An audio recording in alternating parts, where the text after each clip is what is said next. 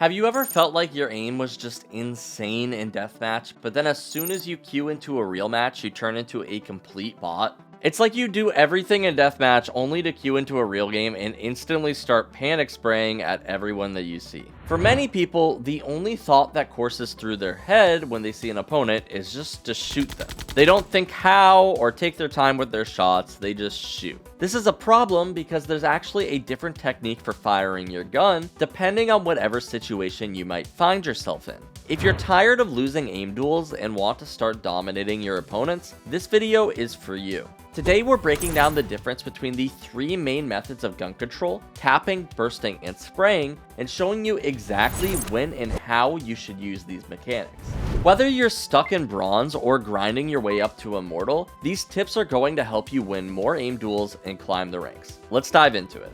Now, spray control is tough in Valorant. Spray patterns are random and every bullet after the first one becomes less and less accurate. This doesn't mean that you should never spray, but you need to be strategic about it. For starters, the first 5 or so bullets will always follow a similar pattern. They kick straight up and deviate a little bit from left to right. Knowing this, you just need to get used to pulling down initially. The recoil will cap at a maximum height that you can get used to, and from there, it's just a matter of moving your gun from left to right to control the direction of your spray. If you pay attention to your gun's sway, you'll actually see which direction it's spraying. To compensate, move your crosshair in the opposite direction. So if it sways left, you go right. If it sways right, you go left. This helps you keep your spray on target. Now, spraying isn't a tactic that you should use all of the time though. Its main drawback is that it makes you stationary, which is a major disadvantage. Sometimes you can crab walk while spraying for a little bit of mobility, but really you only want to spray after you've already tagged an enemy or if you need to kill multiple targets quickly.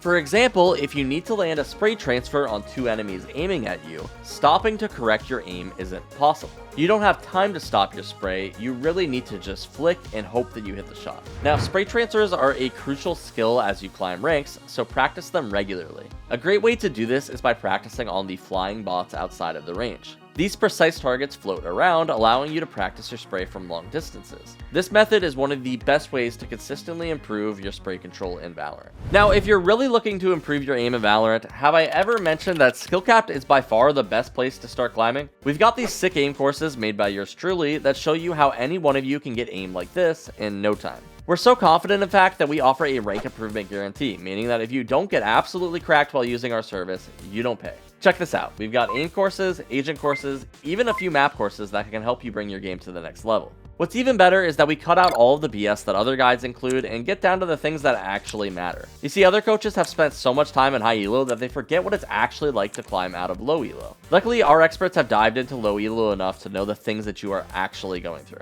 You merely adopted the dark. I was born in it, molded by it.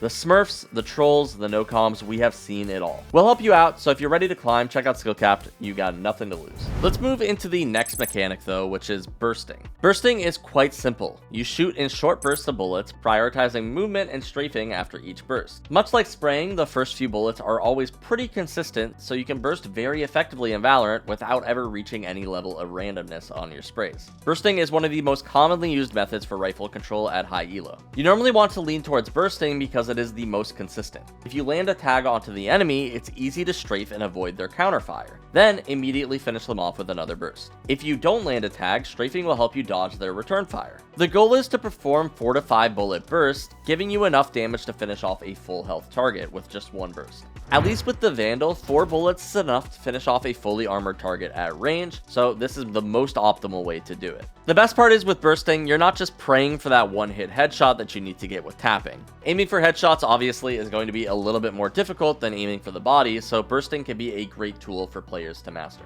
One of the best parts about bursting though is that it trains your discipline. It gives you more control with your rifle so that you don't just default into spraying. While bursting is rarely a bad idea, spraying often isn't great. If you're looking to master any form of rifle control, it should be bursting. You can burst at close range, far range, mid range, it really doesn't matter. It is almost always going to be good.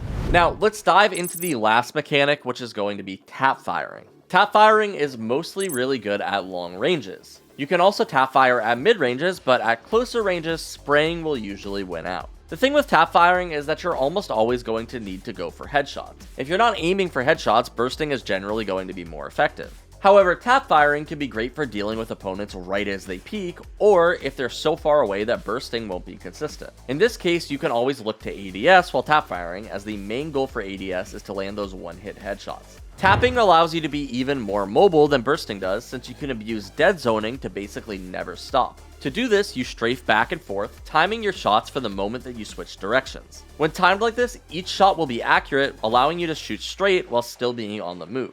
Something that you want to get good at with tapping is adjusting your crosshair while strafing. It can be tough to get this down at first, but you'll need to learn how to do this so you're not relying entirely on your movement for your aim during these long range fights. Tap firing is also great for situations where you have multiple targets in front of you, especially when they are not looking at you. You've probably all seen those trigger discipline clips where the player lands like 3 headshots back to back. Lots of pros tactically try to line up that first shot to land a kill in just one bullet and immediately start going for the next target. This is important because when you get the jump on multiple enemies, the speed at which you land that first shot is crucial. The moment you reveal your location and start shooting, everyone will start turning to trade you out. Your goal is to land that first kill as quickly as possible to ensure that you can pick up a second or third before they are able to turn on you. With this in mind, in these situations, tap firing is often the best since it uses the least amount of bullets per kill. That being said, you won't always have the skill to be able to land these shots back to back. In these cases, what we recommend doing is start by just trying to land that first shot in one bullet and then switch to the next target for a spray. If you can get 2 kills in a round, you've already done great. You don't necessarily need to get all 4 of the players in front of you. Now, before we wrap this up, there are some other things that you really need to know about. For example, different guns favor different playstyles. With the Vandal, spraying is marginally worse than with the Phantom. When you watch Vandal players, they'll usually be favoring bursting or tapping over spraying. This doesn't mean that they never spray, but they do it significantly less. Conversely, with the Phantom, spray control is generally easier, so you'll see players will spray more often. However, tap firing with the Phantom is often less effective, and you won't see many Phantom players using tap firing, especially not ADSing, because it's just not that great. Bursting is like the happy medium between the two guns. It's by far the most common form of rifle control, and obviously this is because it's most of the time the most effective. But it's not just with rifles either. Guns like the Spectre or even pistols also require some level of spray control. For example, the Ghost is a pistol that you can fire very quickly, but if you fire at its max speed, it's wildly inaccurate. For this reason, you want to kind of time yourself on how fast you can shoot. Think of the pacing more like tap, tap, tap, tap, tap. In this time, you're going to work in strafes. With single fire weapons like the Ghost or Classic, you have the novelty of getting more mechanical with your movement. Since you can strafe while tap firing, as we've talked about, you can also work in crouches into your strafes to make yourself even more difficult to hit. When you see this in action, you'll notice that it can actually make it much more difficult for your opponents to land their shots. This is definitely something that we want to recommend doing. By understanding the strengths and weaknesses of each of your weapons and incorporating these techniques into your gameplay, you'll be able to win more duels and improve your overall performance. Alright though guys, before we wrap this up, let me tell you a little bit more about SkillCapped. So we offer a 5-division rank up guarantee and think that is a pretty crazy thing to offer. It's like your gym membership guaranteeing you'll get ripped. Your local gym would go bust if they offered you that. Not us though, we've offered this for years because our service really does work.